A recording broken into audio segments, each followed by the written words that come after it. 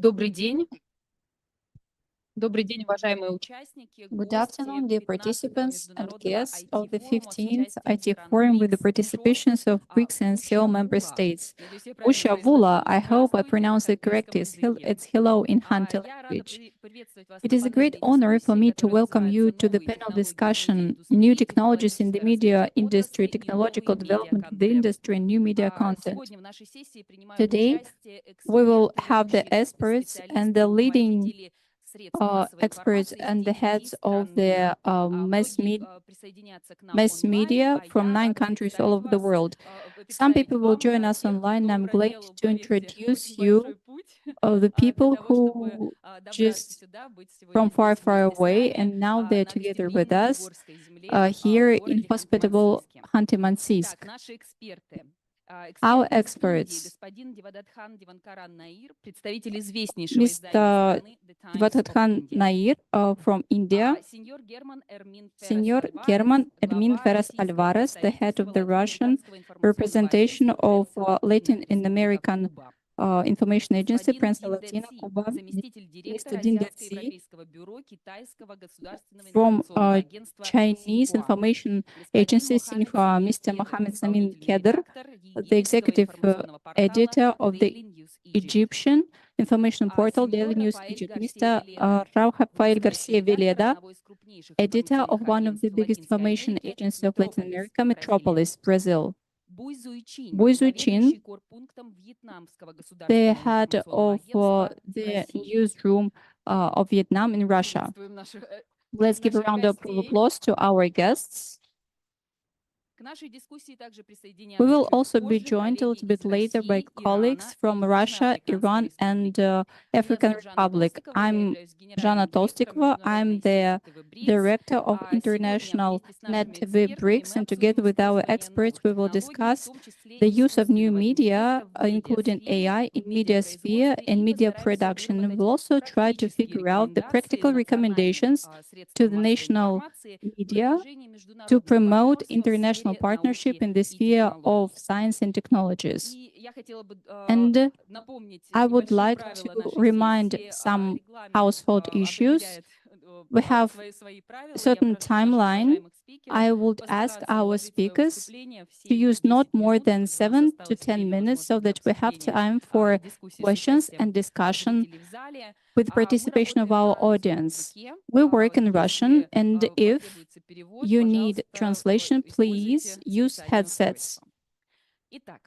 So, Yugra is welcoming its guests not only with its all heart, but also with its all mind. This is the leading region in terms of the AI implementation in different sectors of economy. IT Forum has decided to organize the regional award for the promotion of AI. Yes, AI is one of the most topical and probably the most popular in mass media topics in the sphere of digital innovation. This is not just the technologies that gives the advantage, but also poses some challenges. Recently, Mr. Da Silva from Brazil has suggested to create the International Institution on the Regulation of AI. Experts from all over the world are now talking about legalizing AI and the ethics that is connected to the technologies and the production processes, including our brand media industry. Mr. Garcia Veleda, I propose you to be the first speaker, one of the redactors, one of the editors from Metropolis. Mr. Veleda, please, the floor is yours. And thank you so much. And thank you so much for having me in Russia. I'm loving it. It was a dream to come here. And let me start. I like this subject so much, but I'm not an expert in AI. I can say I'm an expert in journalism. I have almost 20 years of work in journalism, and I have passed through some transformations. So for me, journalism is adaptation. We have to adapt to the way that people want to consume news.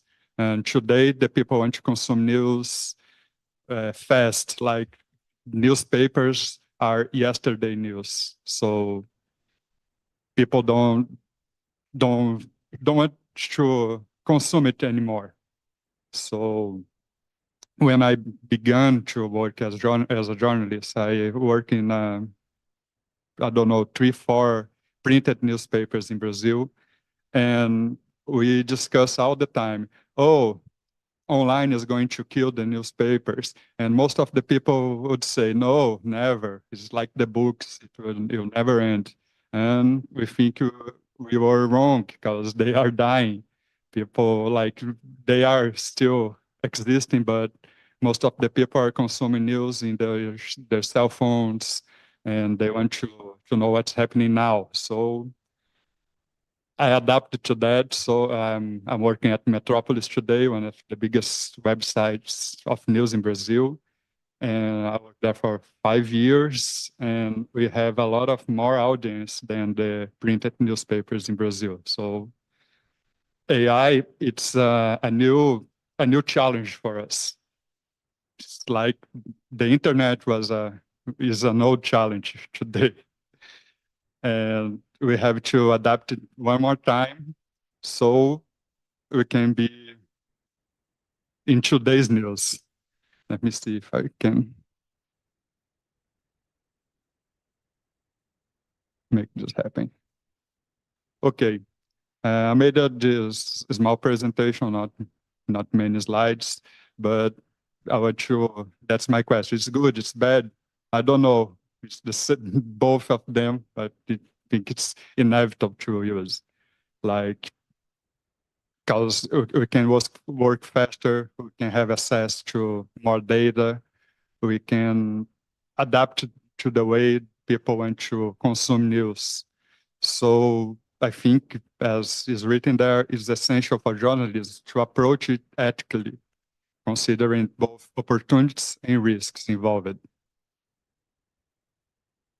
And this is what I use for. I want to give an example. Like I have to they made the headline is in 70 letters, so it's not a lot of space. And when I have titles like that are bigger, and I don't have time to try, I ask some AI service to reduce this for me. So they give me like 5 options. Maybe I don't take any of them, but I get the idea. And it helped me a lot of headlines. It helped me with SEO as well. Because, like in a news website, they depend a lot of the search machines like Google. So we have to choose the right words to be in the first results. So if you don't do that, nobody's going to read the news. So the AI helped me with that, like what's the best SEO for this subject. So I'm using for that, and I use it to improve spell and text, like to take off repetition. I write a test and I run it in an AI device to improve it. Like I don't have to rewrite many times. I don't have to reread many times, and I can put it online faster than I was able, I don't know, 1-2 years ago.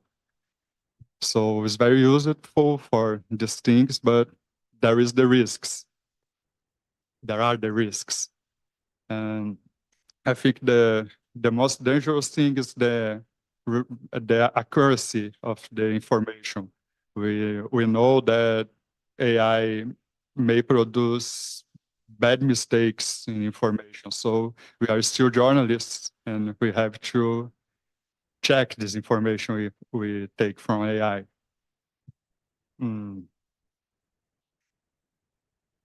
And that's the privacy risks as well. Like when you put some information that is, I don't know, classified in AI service, you don't know where is it going to.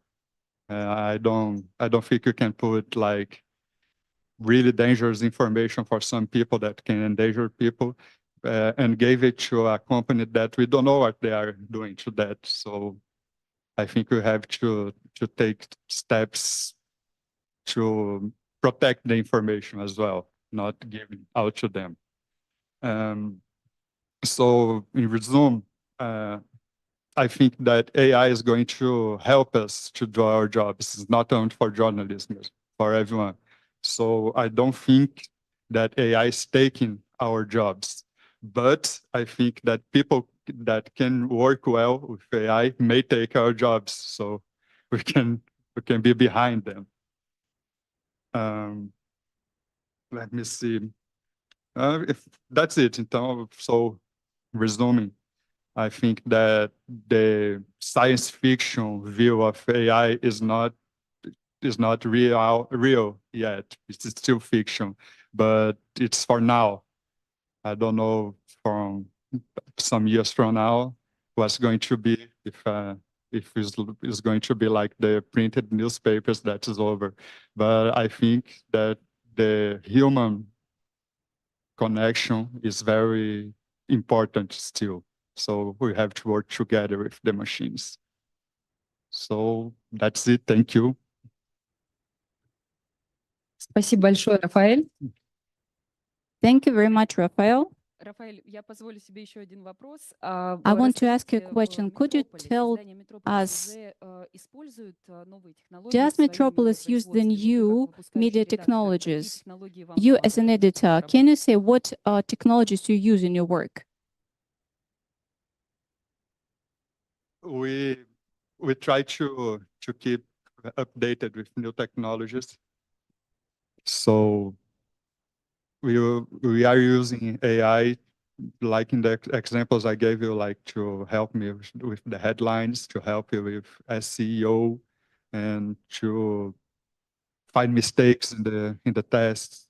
So I think is helping us to bring better material in a faster and better.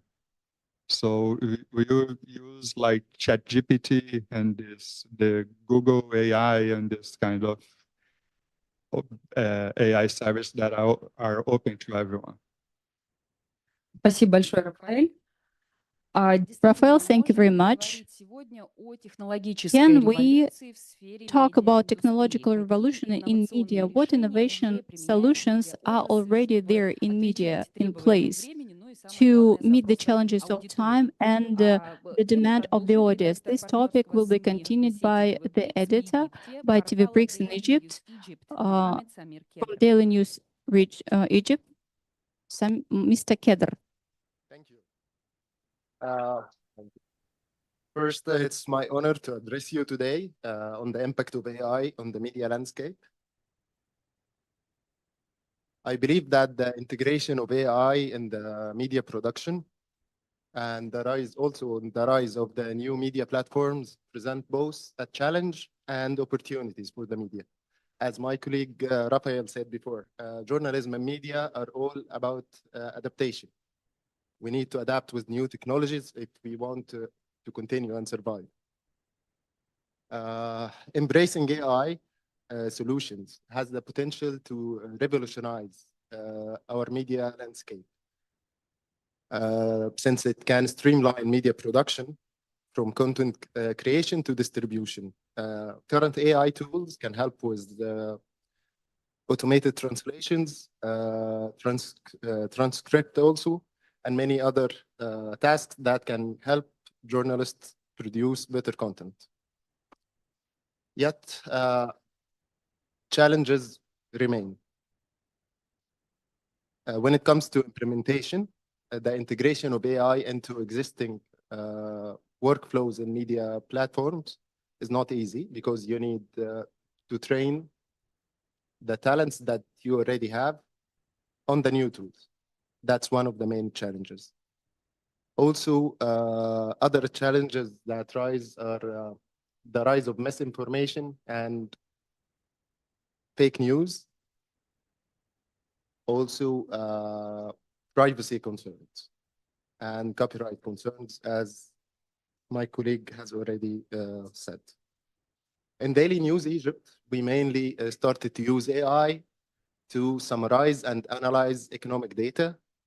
This gave our reporters more time to focus on in-depth analysis and not to delve into repetitive tasks.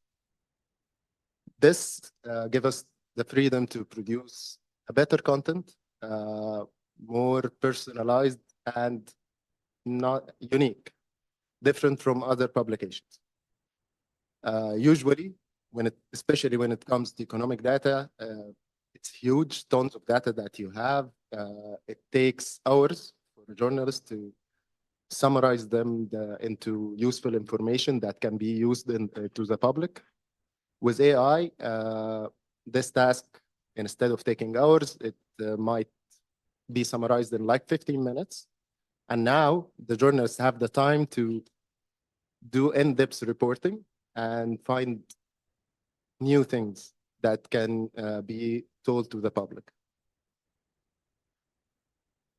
Also, from my opinion, I believe, especially for the BRICS nations, our nations, it can help media houses and media organization because it can allow us to democratize the content creation. Since unlike legacy media or mainstream media, we have limited budgets. So using AI for automation of several tasks like translation and all of that will allow us to compete with the mainstream media, even with limited budgets. Also, AI-powered tools can help our organization identify emerging trends and monetize content, give us a room for economic growth as well.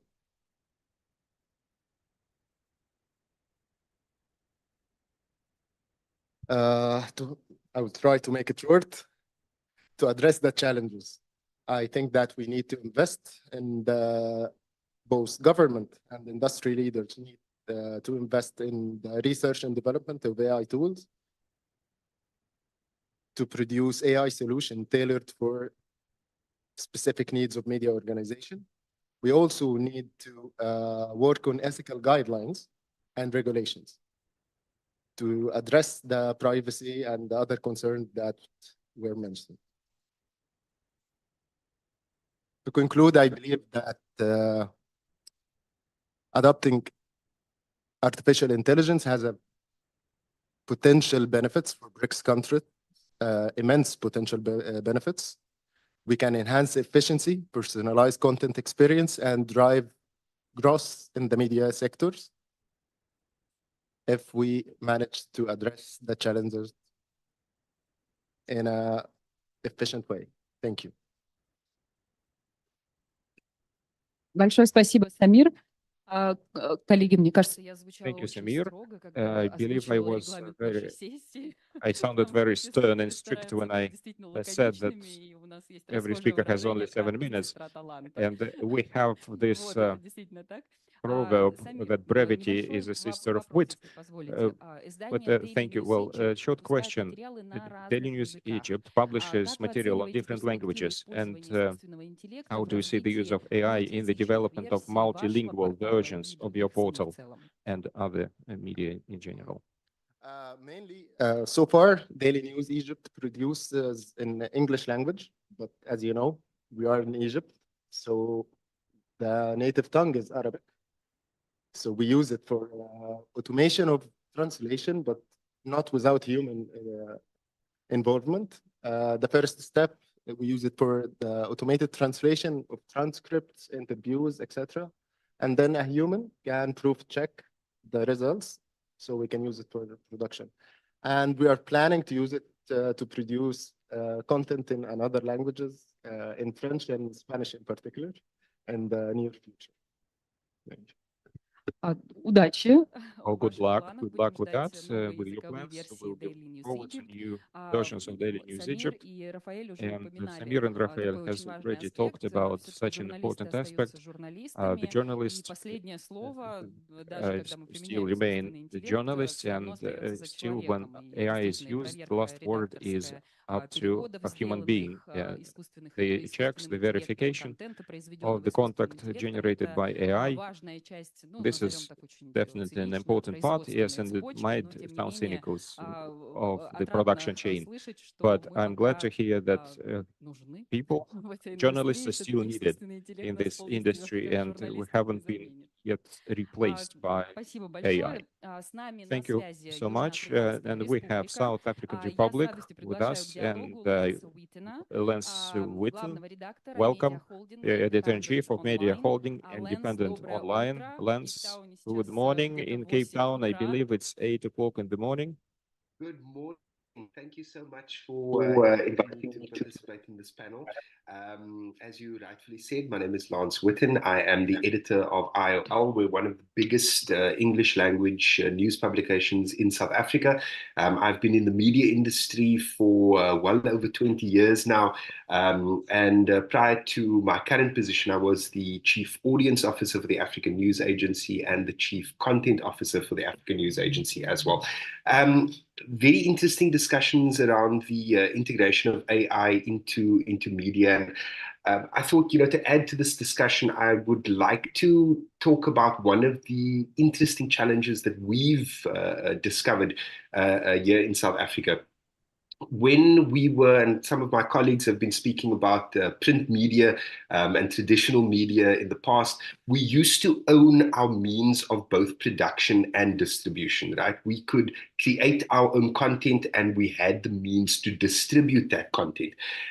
With the monopolization of digital media these days, the means of distribution have been taken away from us. If we wanted to put our content in front of our audiences before, we'd print our newspapers and we'd drop them at retailers so that the audiences could see that content and purchase and access that content.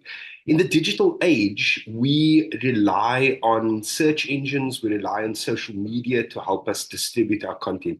And here's where some of the challenges when it comes to AI and machine learning are introduced.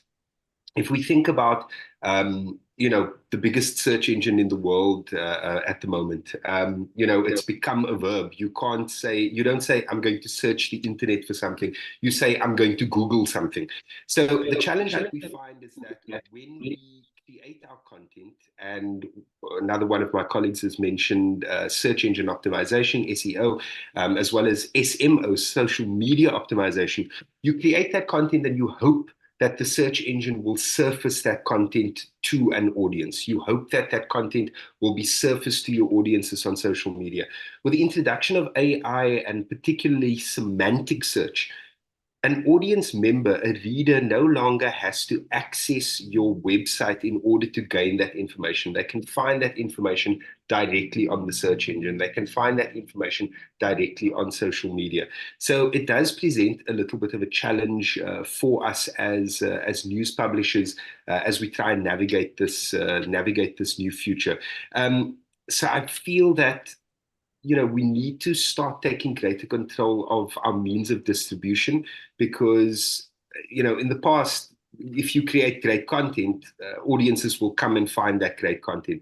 These days, in the digital age, in digital media, your audiences only access that content via the bulk of our audiences here in South Africa access their content via social media and search engines. So it does present a little bit of a challenge for us. In terms of the application of AI, however, similar to my colleagues in Egypt and Brazil, we implement AI in terms of helping us sift through data, in terms of helping us optimize our content for search engines and for social media.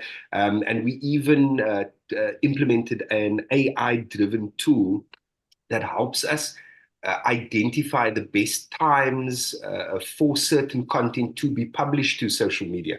Unfortunately, those engagement algorithms, those AI algorithms that manage the surfacing of that content and the sharing of that content and putting that content in front of the desired audience member, unfortunately, those are out of our control. So, just because I've published something on my social media page doesn't automatically mean that an audience member is going to see that content.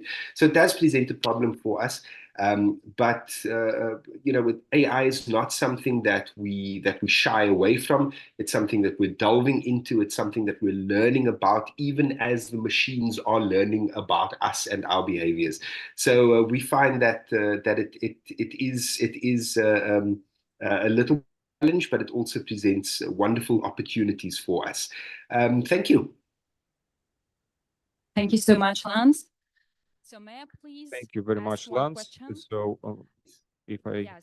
one So question. I think that young generation knows more about AI technologies than we do. But do you think, from your point of view, should we teach our young journalists to use this technology in ethical way? Absolutely, absolutely. I mean, it's a little bit challenging.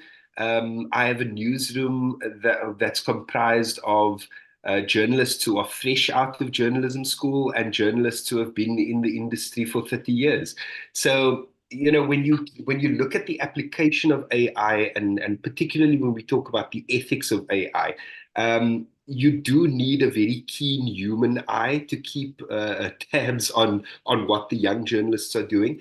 It certainly is something that we drive home with our young journalists.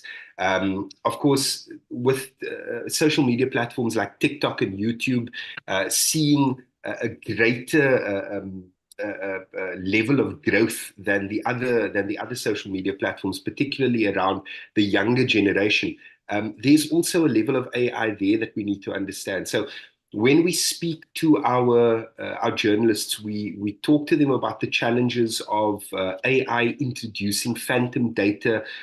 We speak to them about the challenges of AI misinterpreting nuances in language, because that's quite important. If we look at BRICS countries particularly, when we talk about people of color, AI has inherent biases because of the volume of content of the data that it is pulling from. So if the AI and the machine learning tools are learning from a predominantly westernized media data set, it's not going to look at it's not going to look critically at the kind of information that's coming out of Africa, that's coming out of China, out of Russia.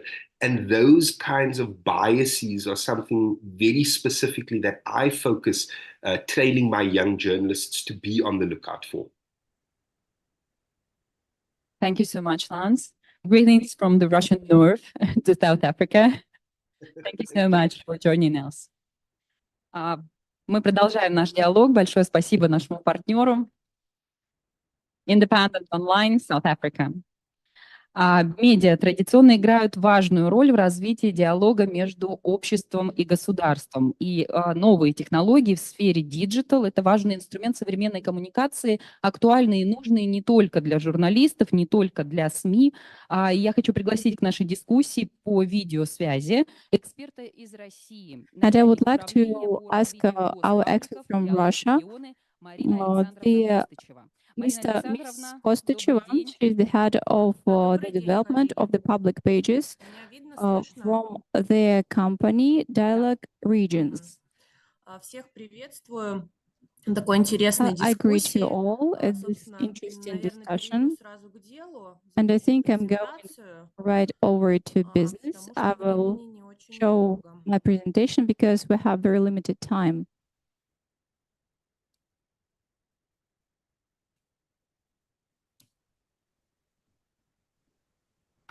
Да, я сегодня скажу несколько слов относительно государственных коммуникаций в Comment интернете. a bit on the governmental communications in the internet, and will touch upon the organizations and namely the one that I represent, the dialogue, which is the Center of Competencies in the sphere of digital technologies. We use the digital practices to make our work faster and especially to react to the people's applications faster. In all the entities of the Russian Federation, there is the center of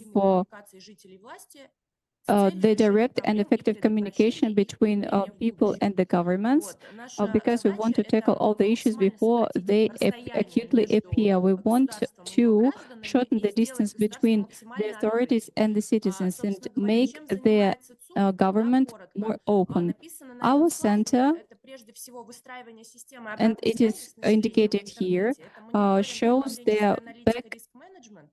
We are managing risks. We are involved with the infrastructure of dissemination of information. We manage state public pages on the territory of the Russian Federation, unofficial communities, the development of different venues of government in the internet, online sociology, and educational vector in different directions. I will comment on the first 4 points to get into the details on the topic concerning the openness of the authorities on the internet. And I will show you our work with media.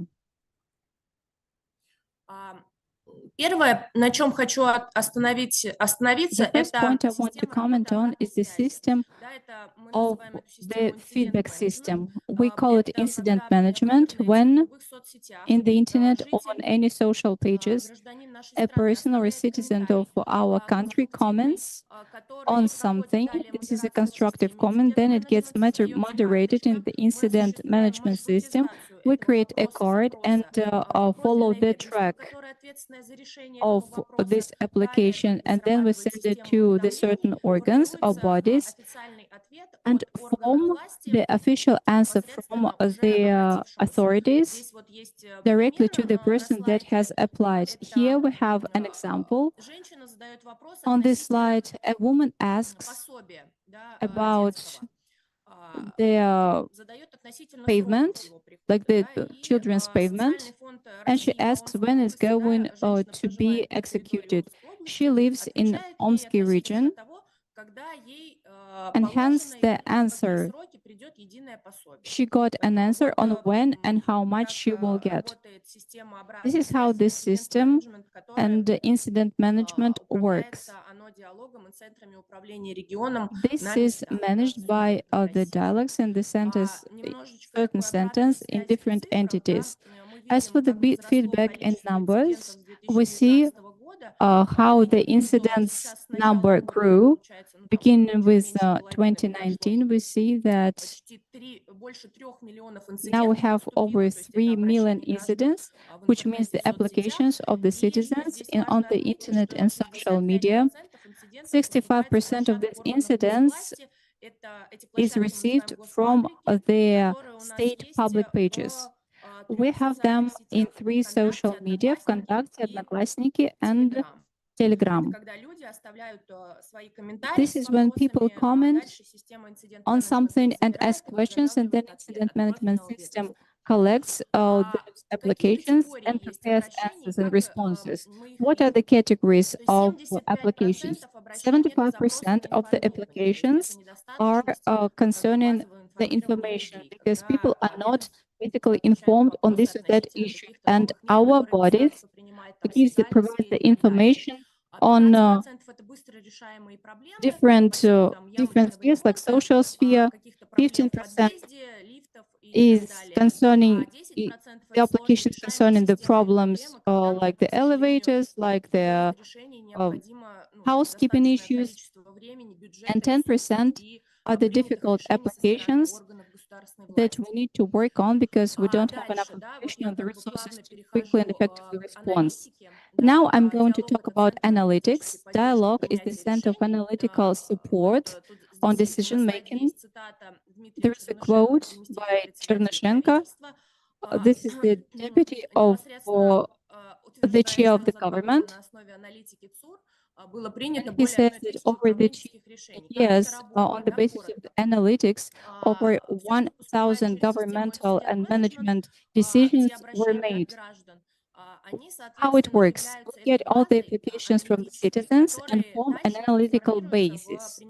Then it is transformed into the decisions by the governors, by the authorities representatives. This is a certain dialogue. The dialogue creates the recommendations for the officials, and this all is based on the analysis of the media space.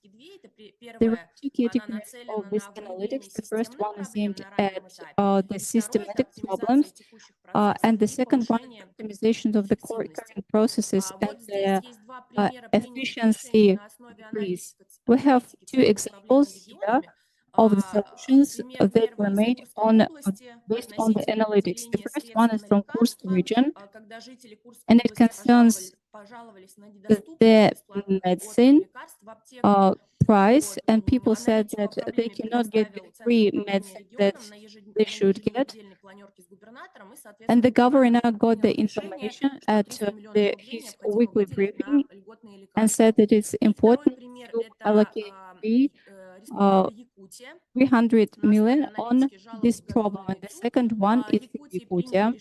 In Yakutia, the decision was made to change the cooperator that is responsible for waste cleaning. 15% of the people of the grievances were connected with this waste collection, and we tackled this problem very efficiently.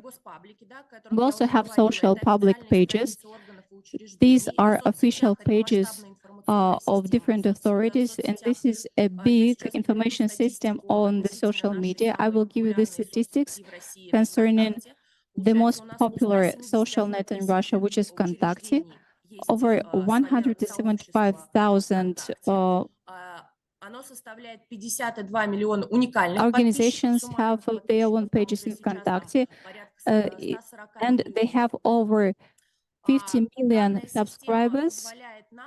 And this system helps us to, not us, well, the companies and the authorities upload their agenda or some initiatives that concern the decision implementation by from the president, and the volume the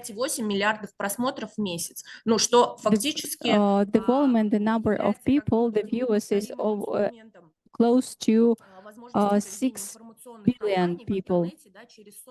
So this is how we inform this is how our people get the information from different companies in the social media.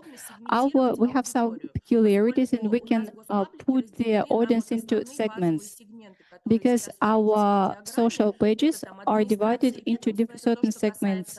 This is the administration, the branches, the municipal authorities, regional ministries, like Ministry of Education, of Healthcare, and so on.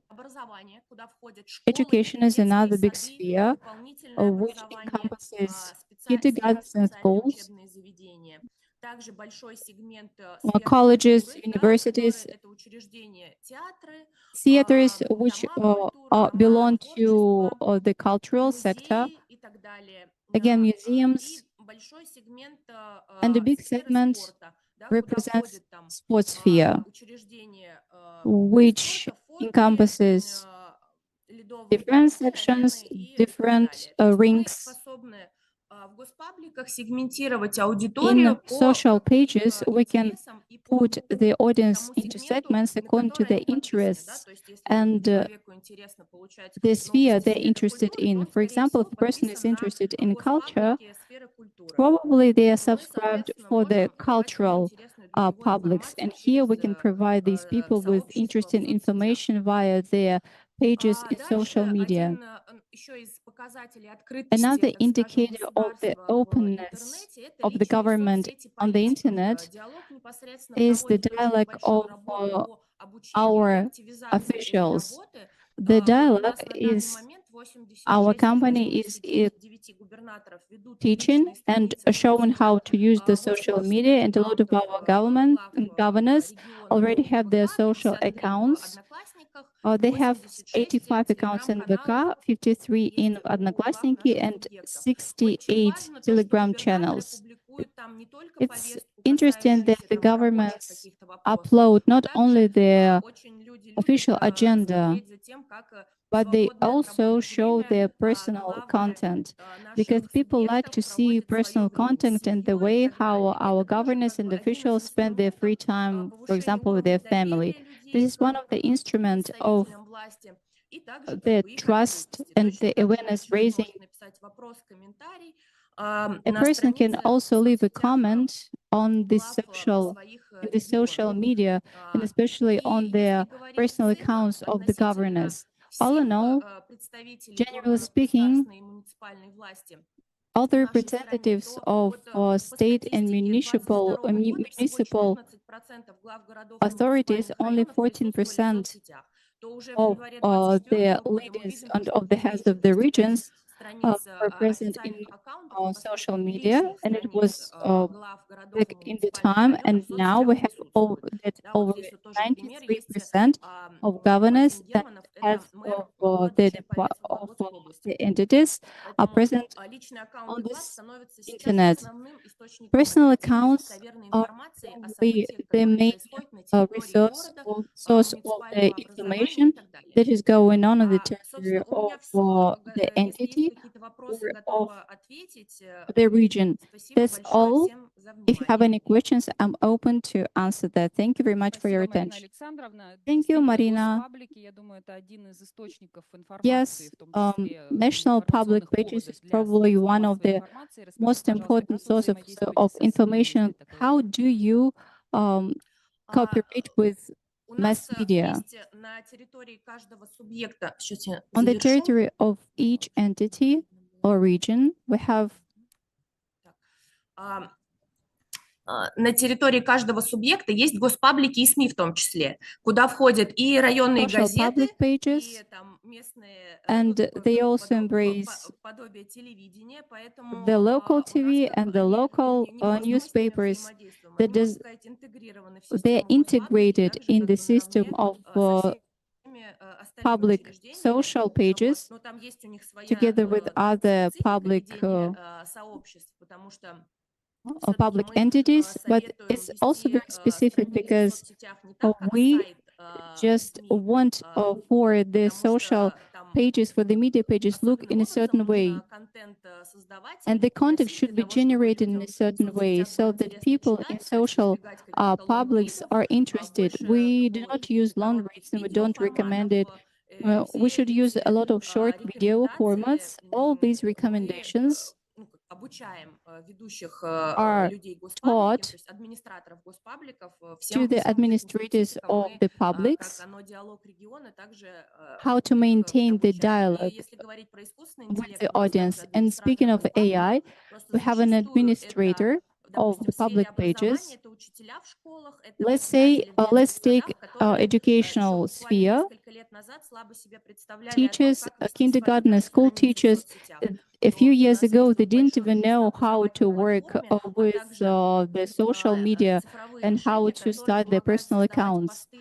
We have special teaching platforms, and they show how to create the content. They even have their certain patterns and cards for the people who are not professionals in this sphere. We also have tools to help people create interesting publications on public pages. Thank you very much. We carry on our discussion. It is hard to deny that the breaking steps in the development of the AI in the media sphere is made by China. China is adopting the content into foreign languages and generating the content. China already has a cartoon created with the help of AI. One of the pioneers of the algorithm usage is Xinhua Agency. In 2017, this agency created a TV host that was generated by a neural net, and it was a know-how. It was very exclusive. And now I give the floor to the head of the Xinhua Agency, Mr. Dindadzi. Good afternoon, dear colleagues. I'm grateful for this opportunity to discuss this topical issue, the influence of new technologies on media industry. Over the recent years, the change of the technologies in the AI sphere has already influenced a lot on the lifestyle of humanity. In the near future, these processes will be more and more important and probably become vital. As for the media sphere, the implementation of AI will bring deep change. Mass media can use the AI technologies and avoid the risks and the challenges. And this is the question we need to answer to understand whether the mass media will be able to survive in these changes, in this changing world. Our Xinhua Agency has been developing different platforms such as the virtual host that is driven by the AI. This is the cutting-edge technology in Chinese media. The creation of these products is not just the indicator of the intellectual revolution in the spreading and generating of the news, but it also opens the new way of the deep integration development of speech. Xinhua uses the opportunities that AI gives in different areas. First of all, the AI technologies raises the effectiveness of information collection and editing. It also fastens the editing process. In December 2017, Xinhua represented the first platform and created the first video news with the use of AI, which attracted broad attention. The platform Media Brain brings together the cloud calculations and the Internet of Things, big data, and artificial intelligence, as well as other technologies to help us edit, collect the material and create content, spread information, gather feedback, and monitor. Secondly, the usage of artificial intelligence allows to create integrated informational products. In the World Conference on Internet, Xinhua has represented the first in the world virtual host on the basis of the AI. This is a realistic digital imitation of a host, and we used 4 key technologies to create it. The first one, the pronunciation, mimics, movement, and speech synthesis. Xinhua and TASS together represented the Russian-speaking virtual host. The presentation was carried out on the special session on the representation of AI under the auspices of the 4th World Congress. And it also ignited the lively discussions. Thirdly, we use the technologies of content generation and produce such products as musical videos, short videos, banners. We also broaden their line of products of our agency. Today, we can create a lot with the help of the AI, and it also attracts a lot of attention. They're very effective. And nevertheless, there are questions that have to be figured out. They concern the use of intellectual technologies to match the integrated development. First of all, we have to underline that in the cooperation between the person and the machine, the main role still belongs to a person. The intellectual use of AI is very important. A person should be double controlling the process. The correspondents, the journalists, and the editors should pay special attention to the content which is generated with the help of AI in such branches as the moral questions. We should also avoid their false cognitive settings. Mass media should not only focus on the technical developments, but also pay attention to the core developments in the media work. And finally, we should form independent technological sovereignty to avoid the threats that come from outside. Dear colleagues, we understand that we should exchange the experience with our colleagues and learn from each other. There is a Chinese proverb: if you use the right way and the right partner, we can reach very far goals, very big goals. In this regard, I would like to thank TV BRICS channel for the creation of this platform.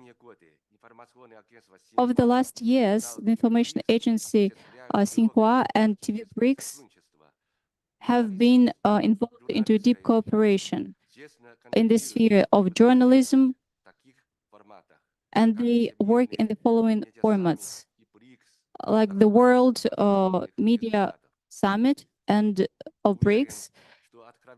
And we already have fruitful results. I'm pretty sure that sincere and productive cooperation with old and new partners in the framework and under the auspices of this IT forum will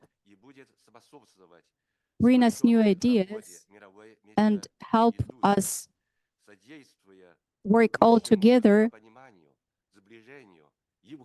to better understand each other and to force the ties between the nations of the BRICS countries. Thank you very much. Thank you. You have pointed out the very important concept, the international cooperation of mass media, not only in the information exchange, but also in the technology exchange. Yes, we need not just teach each other, we should learn from each other. And here I should thank the Xinhua agency for your support. We are ready to cooperate further, and the TV BRICS net brings together over 70 media resources in over than 20 countries all over the world. It's not just the BRICS countries. And we try to involve local mass media, not just the national media resources, but the regional channels from BRICS and BRICS plus countries. We want to exchange information and to maintain dialogue so that the local channels will get the experience of the international channels. This dialogue also can provide the equal opportunity in the media sphere to everyone. Yes, it's a certain art to use the AI, and we should learn it. We have a Vietnam expert, Mr. Wu Zuchi, the editor from the Vietnam agency of on the territory of the Russian Federation. Mr. Buzuchin, the floor is yours. Can you give the recommendation to the journalists on how to use the AI? Can I speak in English? I can say just my speak is the base is based on my what I learned in the real world and what I see in the paper, but I cannot specialist in IT. My speak is the name just what journalism can do with AI technology. As you know, just like in the internet era, digital era, or social networking, journalism, like many other fields, inevitably turn the winds of history towards the edge of artificial intelligence, AI. Even for many professionals, AI is technology that has had a bigger impact on journalism than ever before. Not only will it change the way journalism works, but it can also change many the job of journalism. According to many experts, by 2026, 90% of online content will be machine generated.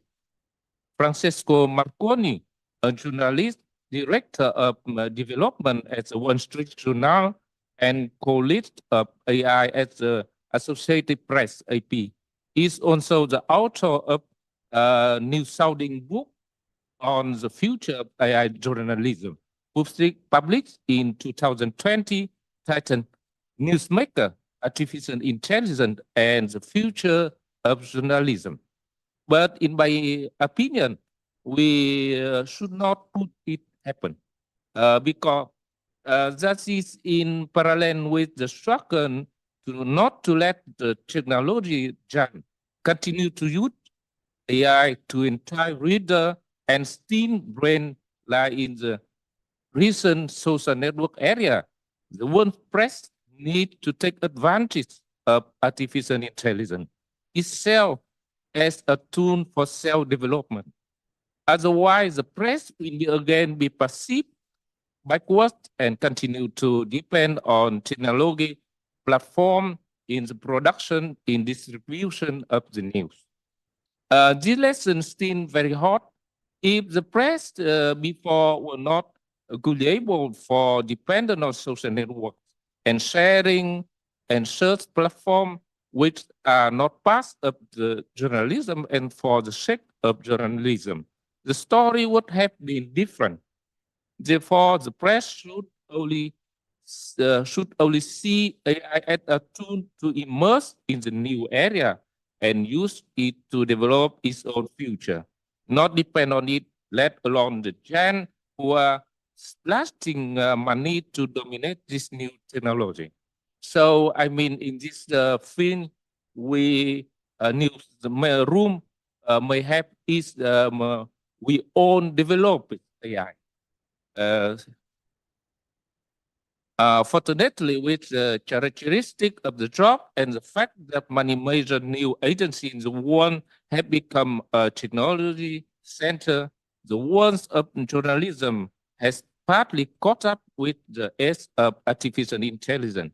Even one step ahead, before OpenAI, ChatGPT came to the world and went viral, many major new organizations have been applying AI in the daily work for many years, like using machine learning for big data for production and publishing. Assessing the importance of AI nowadays, many seen as the most important technology in the fifth industrial revolution, that can bring great benefit and breakthrough to the economic development of the country. However, AI also has many potential risks in negatively impact national security and social order and safety worldwide. AI can provide false information and create many applications with face, image, and name to deceive. AI-powered malware can penetrate the system.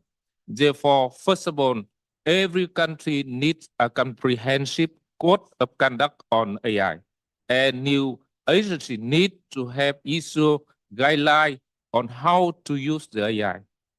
Associated Press had issued guidelines on how to use AI. The company says that AI produced material must be carefully vetted, like number on material from any other source, and journalists should not use photo, video, or audio segment produced by the AI generated unless that segment is the main topic of a story. However, the Associated Press say AI could be used for more trivial talks like complying story that have been reviewed in the newscast. For its part, Reuters said it was taking a responsible approach to AI to preserve accuracy and promote trust. In Vietnam, to adapt to continue to grow, new agencies need to learn and apply new technologies such as AI, augmented reality, and automated journalism, while finding ways to connect with reader in a meaningful way and more effective.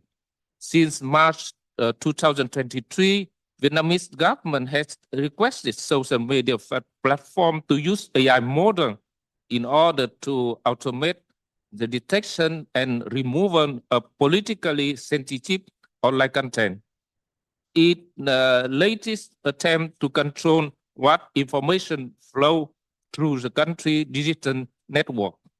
In the request, require platforms like Facebook, TikTok, and YouTube to coordinate with authority to stem out content deemed toxic. This designation include offensive porn and anti-state content. Ho Chi Minh City also launched AI software that capable of collecting and analyzing social media data from popular platforms like Facebook and YouTube. Ho Chi Minh City offers a general view of internet trends and categorize public view of them, whether positive, negative, or neutral. It uses AI and machine learning technology for data analysis. The City Department of Information and Communication says that it would help organizations manage and share public opinion by monitoring and analyzing internet trend and thought, but also help monitor information of hostile forces who take advantage of the internet to go against authority and policy. As you know, currently Vietnam has a population of nearly 100 million people, with the number of social network users reaching about 73.6 million by 2020. In 2021, about 95% of Vietnamese internet users use Facebook, bringing the international platform to become the leading social media channel in Vietnam. At the same time, Zalo, a messaging application, in the second most popular social network here, surpassing other global rivals such as YouTube and Instagram. The popularity of social media platform vary with each generation. While Facebook and Zalo have the highest population among Generation X, Generation Z has significantly higher usage in international network, including Facebook, YouTube, and Instagram. Additionally, TikTok is gaining momentum among the youngest generation of social media users in the country, with more than half of internet users in this age group reporting being active on the platform. One fortunate thing is that Vietnam does not have many self-developed social platforms like Baidu of China or WeContact of Russia. As about the newsroom, In Vietnam, no newspaper Thanh Niên use AI to automatically arrange articles on the homepage, suggesting related news based on the reader behavior. News website Vn Express is the #1 website in Vietnam, produce postcard, general news, filter reader comment, and check keywords in article. Vietnamese Plus electronic newspaper, which under Vietnam News Agency, use AI to create illustration, visualize data, produce postcard, and smart platform. Before that, Vietnam Plus also developed interactive forms such as rap news, with using rap. And Mega Story, also know a long form or a magazine to enhance appearance and to promote interaction with the reader. The daily newspaper Nhân Dân on 7 May 2024, on the occasion of the 70th anniversary of the Dien Bien Phu victory, has been published special issue which the reader can cut and assemble a panorama painting up to 3.21 meters long and interact with the painting through augmented reality about this great victory of Vietnamese people. In order to meet nowadays needs, Vietnam News Agency reporter were training and working in West Coast in 3-in-1 reporter. It's meaning each reporter is capable of producing both written image and video news, therefore streamlining working process. But in my opinion, as many in this work, most important, newsroom still really rely on the strength of the reporter, emphasizing on the reality of the fact, so that they only produce the true news as well as increase effectiveness of journalism. I want to mention also in an era when information has had a profound impact on all aspects of the social life, modern media have become tools for great power with the ability to transmit information almost instantaneously, high interactively, wide reach, and profound influence. In the role of new producer, reporter also need to have awareness and responsibility for promoting the application of information technology and digital technology and new media content with other countries, creating a peaceful coexistence. And this way approach I may call is a digital diplomacy. In Vietnam, is continue to be affirm that modern diplomacy is built on the basic of inheriting and promoting traditional non-diplomacy. Recently, in the context of the complicated development of the COVID-19 epidemic, online diplomacy has been strongly deployed to maintain contact of senior leaders through digital technology. And is it a method strongly promotes effectiveness when the once is divided and disrupted? Building modern diplomacy requires using many different methods, including digital diplomacy to keep up with the global trend, that is applying technology and science to produce diplomatic methods. With the perspective of developing digital diplomacy associated with social diplomacy, cultural diplomacy, economic diplomacy, information work, propaganda, increasing the use of multimedia, communication, and digital diplomacy, social network to effectively convey foreign messages, win national leadership image, gather and find public opinion, interact widely with public, increase the use of online conference, seminar, or periodic forum with the public and social networking platform. digital diplomacy also has certain challenges and limitations in its implementation, such as fake news, fake content, technical challenges, privacy, security, data sovereignty, and legal framework. However, it's an inevitable trend when fourth revolution takes place strongly on a global scale. Any country that know how to take advantage and adapt will increase an information revolution and a new diplomatic method.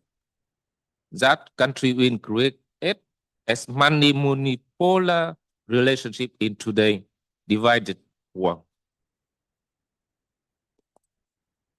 Большое спасибо, Бузучин, за такой содержательный доклад с большим количеством примеров. Вы упомянули очень важные аспекты, которых мы обязательно коснемся еще в течение нашей дискуссии. Это технологический суверенитет, медиадипломатия, очень важные темы, которые сейчас обсуждаются экспертным сообществом. Being discussed by the international community. And it is important to ensure cooperation, not only just between mass media, between different countries and the regional media, but it is also important to ensure international cooperation of the media sphere and academia and the research community, because we provide requests to develop technologies which help our industry develop. And here the dialogue between the media specialists and the scientific community is extremely important. So we continue our discussion, and our discussion discussing when the traditional mass media is going to fade away, when everyone's going to stop watching TV and reading newspapers. And Raphael has already mentioned. But traditional mass media, they keep pace and they try to introduce new technologies in the production process. However, the most flexible ones are digital media, or as we call them, new media, although they're maybe not new, but they're now a part of our daily life. So digital media and what part they play, expert from India, Devarkhan Nair, The Times of India.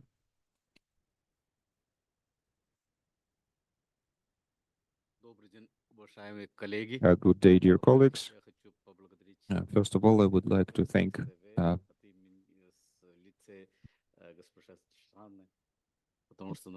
the organizers for being invited to this wonderful land and being able to see and discuss this highly important topic with the colleagues.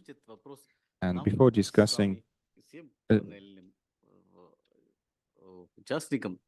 everyone who is on this panel, we probably should ask the question, what is media going to look tomorrow? What we thought of media, about media as the media of the future, it has become the media of the present. So it's very difficult to make any forecasts. And I'm afraid that 5 years later, the media companies that are media giants today will transform into media dinosaurs. Because we could never begin to think how what transformations this little box AI can bring, and it has now it's everywhere. It's like we talk with our fathers and mothers and our children, our grandparents, and these technologies, they're everywhere. Our grandmothers now know how to use them. We train them. I come like and say, Granny, look, press this button, and she does so, and you will see my message. And so don't call me every 5 minutes. You can read a message from me or send a message to me. And this is the pace at which we're growing. And we have the audience here, and some of you are using the smartphone, and this is not a sign of disrespect. It's just inevitable.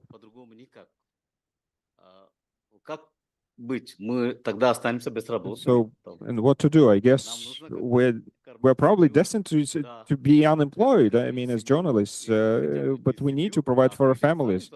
even not the family, but to provide for ourselves. So, and this is a big thing. I mean, we need to really think how to address that.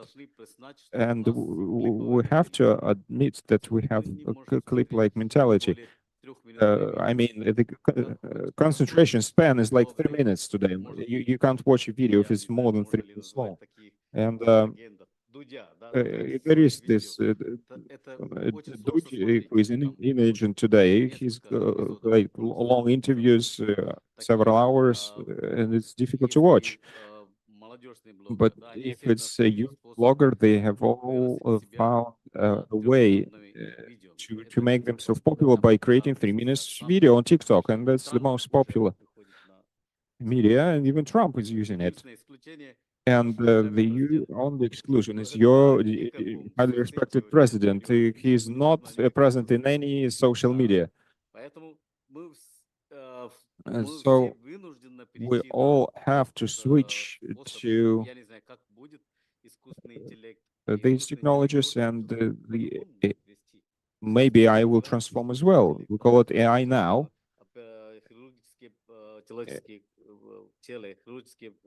And even surgery is done by robots.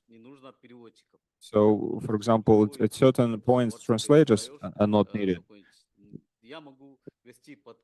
I can, for example, I can have a podcast in Chinese without knowing a word in Chinese or not being able to write a single hieroglyph. If one can lend my voice to artificial intelligence and give a topic, and the artificial intelligence can generate speech in Chinese, and my colleagues who in China, they think, wow, this guy from India speaks Chinese real well. This is how our thinking and mentality has transformed. And we can't forecast how it's going to be. Honestly, it scares me. I feel useless because when I was growing up, I was a traditional newspaper guy, and now I don't work in journalism. I'm working as a management. Well, simply because I need to earn my living.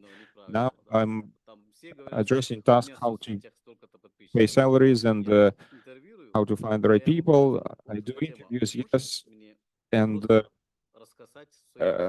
when I interview a guy, I ask a person to tell in his own words or her ones, but they cannot do it. They need ChatGPT as an assistant. So people kind of stop thinking for themselves, and it goes for everyone. And if German tells me, like Brazil or Cuba, and they give me some information, I'm going to verify that information in Google or Yandex, because people lost trust in each other. And that's true. Recently in Brazil, there was a study. The Brazilians, only 7% of people trust each other. The remaining 93%, they trust Google. And this is what I learned from my daughter. And I also teach in the university. And when she was studying, what kind of questions? She asked me a question, I answer. And then she says, Dad, it's wrong what you're saying. Google tells different. So she trusts Google more than her own father. And that's in everywhere, and not just my daughter. I mean, every part of society. We all use Google as a final reference point. And the same is true for fake news. They've grown and developed to an immense extent, and we can't tell the difference between the fact and false. And we can't say which truth is the truth, which opinion is a fact. So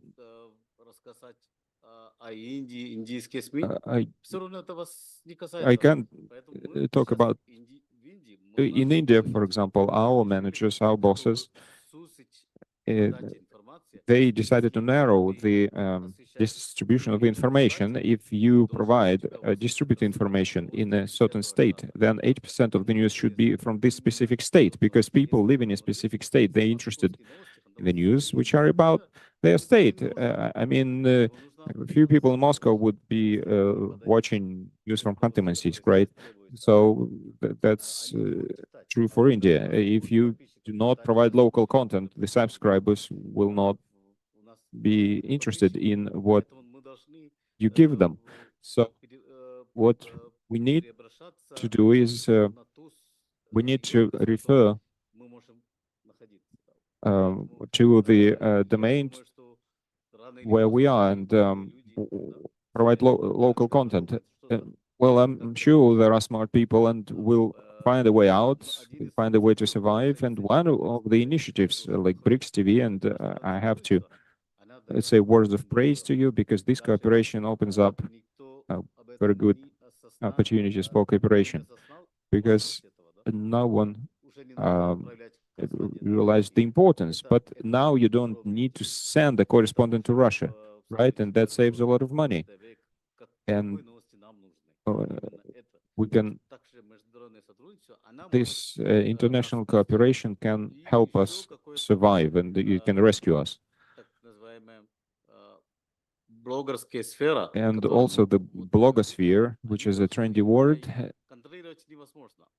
they cannot be controlled. It's only the state law that can help here to ensure ethics, that ethics is respected. And if you just say follow the norms of ethics, that's one thing, but it's not efficient. But when there is a law, it's a different story. So this is when we talk about this transformation from traditional media to digital ones, I think it will take for about 5 years more, and there will be new rules, new laws, and this is the only way for us to transfer to a complete digital format. When you asked me to think about this topic, I started thinking and I checked Google and I checked Yandex, and everyone asked the same question and the same answer. The future is AI, but AI is like a wild horse in an open field. You need to harness it and take control of it, because otherwise it will be just rushing back and forth. So every company needs to answer what is her target audience, what is their content, is it politics, is it social news, or is it criminal news, and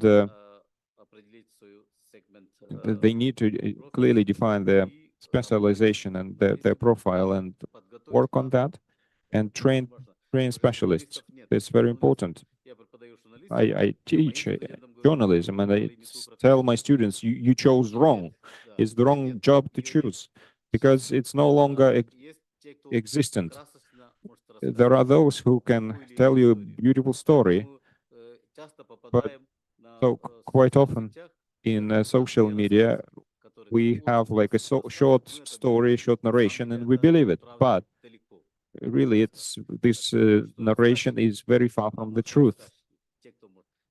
Yes, we need narrators, and you know, we'll love a good story. Like we'll have grannies who told us good stories. My granny told me a story when I was like, well, 60 years ago. I still remember it, right? So a good narrator, a good story, a good narrators, they will always be needed because people like a good story, and this is who we're looking for. We're looking for good narrators, and then we're trying to make use of that. So we're prepared to cooperate with BRICS TV and jointly let's make the world cleaner. And well, thank you. And it's just, you've demonstrated what it is to be a good narrator. Thank you for this colorful story. And I loved your metaphor about wild horse in the open field. I think Hunter and Nancy, who know how to harness a deer in open field, they can give you a couple of pieces of advice. what to do with this wild horse.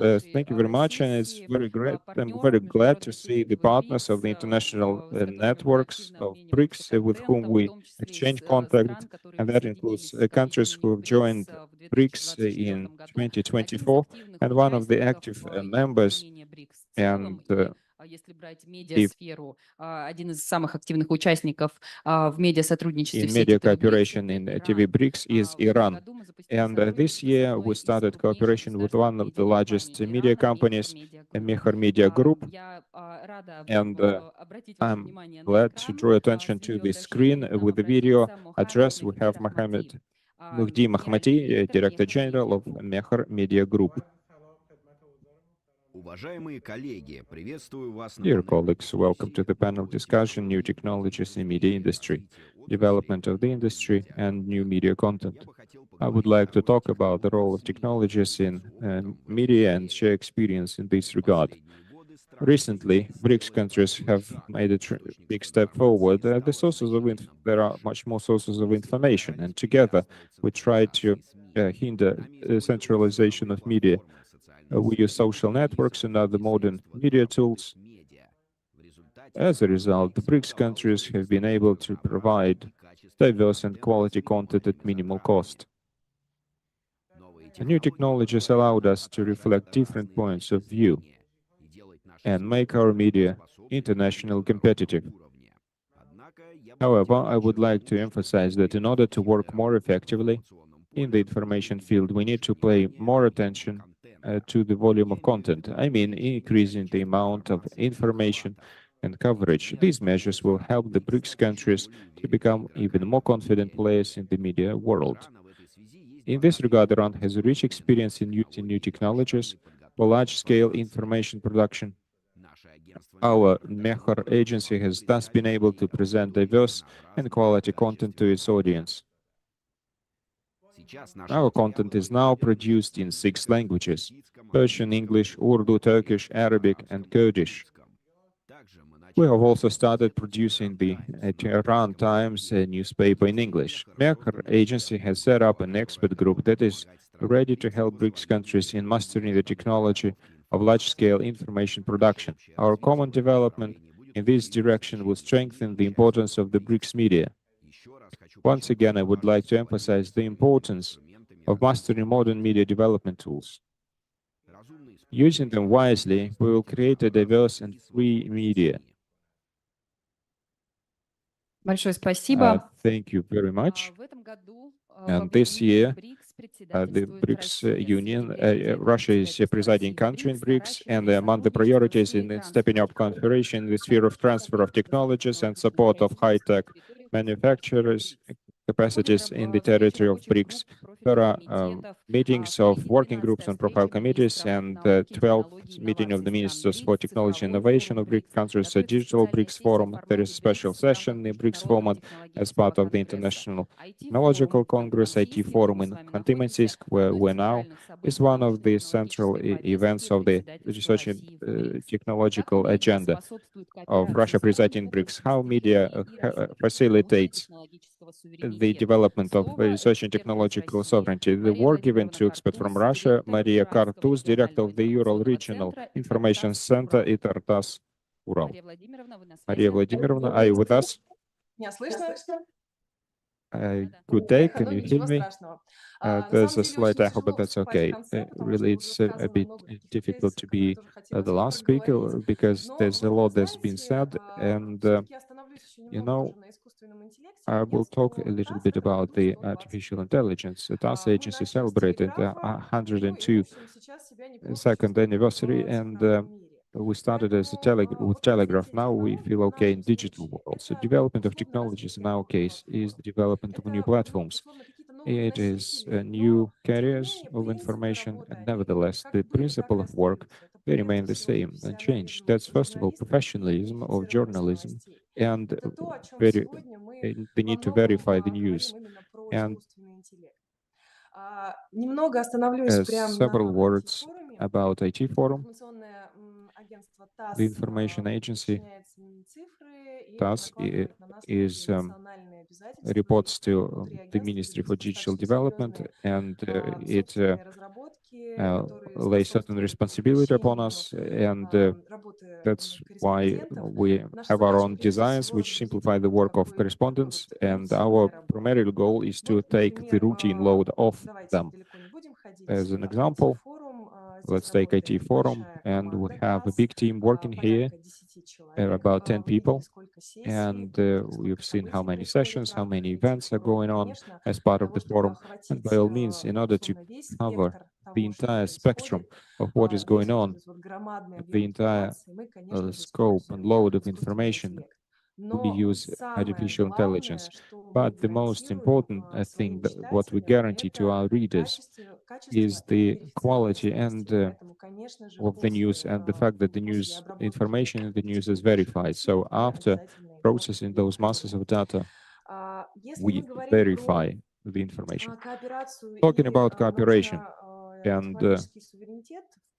research and technological sovereignty in BRICS, within BRICS, then we talk about free and unhindered exchange of content within this perimeter. And grateful to Ditsin Xinhua, who mentioned the joint project which TASS and Xinhua are doing. May 16 this year, a large agreement was signed, and as part of this agreement, we will be exchanging experience and content, and paying more attention to joint activities, and by all means carrying out experience exchange and making field visits and exchange delegations between Russia and China. And yes, we talk about artificial intelligence, and now imagine a forum to get a good, high-quality, exclusive interview from the speaker. This is what artificial intelligence cannot do. It is the emotional intellect of a human being that can do that. When you ask right questions, you set the right tone, when you find the key to the heart of your speaker to get what is needed. And this is where we can find a key to each other and truly exchange high quality and content important for everyone. If we talk about the work inside the country, then TASS is represented in each constituent entity of the Russian Federation, the 54 countries globally. Talking about Russia, then, well, our coverage does not allow to reach every municipality. So we find partners who are verified, who have sterling reputation on the media market. And as Mr. Nair has said, we establish serious cooperation when we take content from other publishing houses and publish them in our news. And when we create important federal news and we want them to be published in every part of our vast homeland, we send them to local agencies. Another thing I wanted to talk about as part of my talk, there's a lot been said about journalism and about AI, and I would like to talk about human resources, because no matter no matter the session, human resources is always an issue. It was always important, and we need to understand what kind of specialists we need to train. Thus, our agency has answered this question, partially, and so as part of high-profile groups, as part of the universities, we now establish departments in the universities. Like in the Ural University, we opened a department of journalism, which is initiated by our news agency TASS. So we are training students from the very first year, so that when they graduate, we have talented and experienced professionals. And I advocate for cooperation and the creation of high quality and verified content, and let's improve our cooperation. Thank you. Как вы правильно упомянули, Thank you very much that you joined us. Yes, to be an end speaker, this is very responsible. Therefore, our Cuban colleague will have this responsible mission. The partnership in the sphere of technologies and science is the central point and is high on BRICS agenda. It's just the St. Petersburg Economic Forum is over a couple of days ago, and the working group on the technological cooperation was created. How media today can promote the partnership in the digital sphere, in the sphere of new technologies? I now give the floor to Henry Alvarez, Prensa Latina, Cuba, the Republic of Cuba. Thank you very much. First and foremost, I would like to thank TV BRICS for this opportunity to talk here at this panel discussion. And before I begin, I would like to reiterate what Cindy had just mentioned. Last night, I WhatsApped with my girl, with my daughter in Cuba, and she said, Lamchonsky is dead. And other media said that no, he's alive. And she said, okay, Google, is he alive? And Google gave an answer. No, my wife said that he is alive. Google answers quicker than some media. It gives answers to some questions even quicker than like your relatives. But you have to clarify the information to double check it. As for our topic, I also have a colleague from Sao Paulo in Brazil, and she says that the scientific journalist should not be limited by the functions of just translating the words of scientists. The strategic functions of the science is the influence of the environment and the state of the society. And here, the relationships between the scientists, their community, and the journalists should be changed. Journalists should be well trained and be able to critically think, because if they don't know the history of science and they don't know much about the government, journalists cannot discuss their state politics in the spheres of technologies and science. The spread of their science should be treated critically, and scientific journalists should keep that in mind.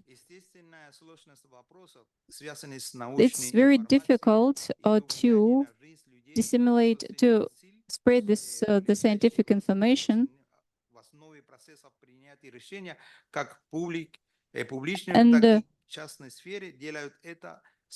the expertise is very important in the private and in the public spheres. The technical and science topics should be verified while reconstructing the information.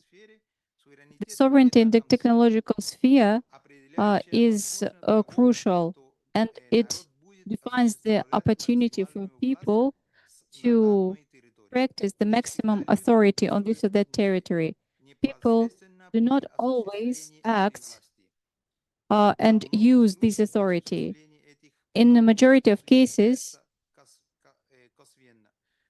these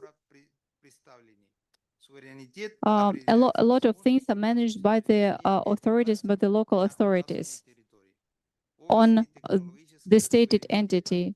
The sovereignty is boosted by the technologies fundamentally, which are created for the civil sphere and for it and in it. There can be the certain commercial technologies that can be created, and these they can be transparent to raise the trust. And we are working on their apparat development because we want to transform these initiatives to manage the social transformation and to broaden the rights and opportunities to maintain the cooperation between different sides. And different sides are cooperating on this object, exchange the experience. We also take some steps to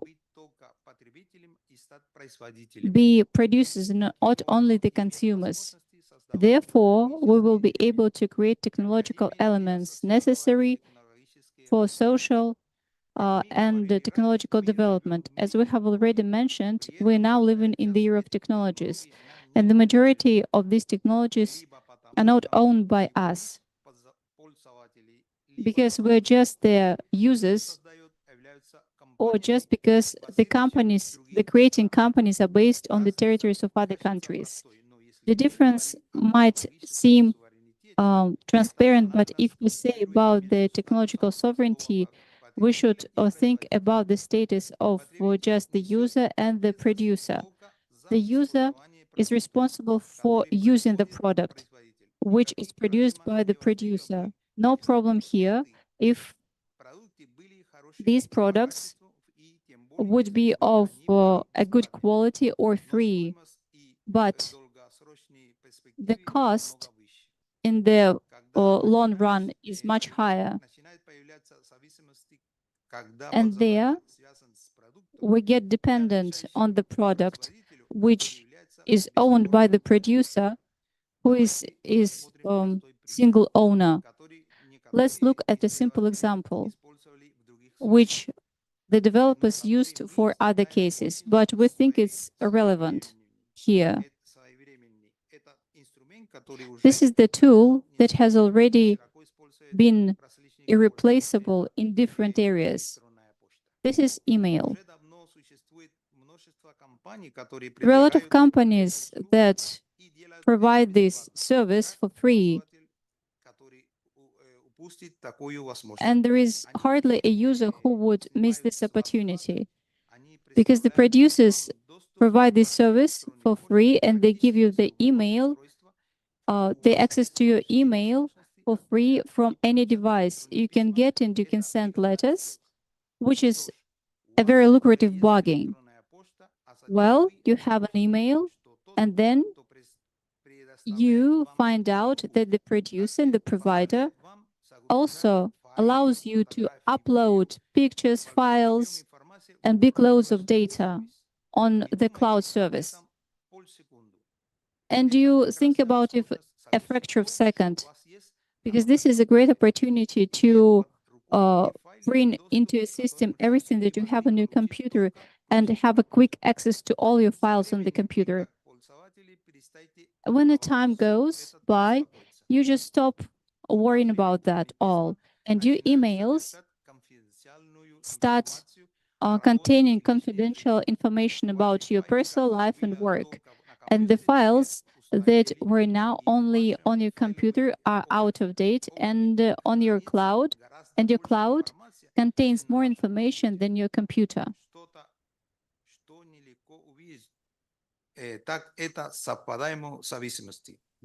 Which is already dependence. These two services are just an example of a free service. But there is a problem with this free component of the service. Initially, the problem is that the user is just using, and they remain this way. The lack of the technological knowledge is necessary to be able to use the advantages of those technologies, independently of the third side that suggests, that offers you these services. And this inconvenience arises from the fact that people do not want to be just users, they want to be the owners of the knowledge. приобретение знаний, которые предоставляют эти технологии. Here, we need the certain knowledge to be owners of the technologies and not just the users. All the services we use today are owned by the companies, and we are dependent on them. And this is not easy to break free from this dependence. There are alternatives from these services, but the main issue here is in this dependence and in the fact that we do not own the technologies, we just use them. That is why the mass media plays very important role to make all the technological advancements, to turn them into knowledge so that all the users would be independent. This is the main role of the mass media, to gain the technological sovereignty in the multipolar world. Thank you very much. Thank you. I think that the news in our SME, as a result of this forum, will also somehow influence on the creation of the scientific and technological agenda of the BRICS countries. Dear participants, this is about all for our discussion. Thank you very much for the fruitful work and for the exchange of the opinions. Thank you for the organizers of the 15th IT Forum for the creation of the professional platform, not only to carry out the discussions, but also to form the international scientific and technological agenda. We also will have now the ceremony of agreement signing between the BRICS TV and the Vietnam company. The ceremony will take place on the first floor. Thank you very much.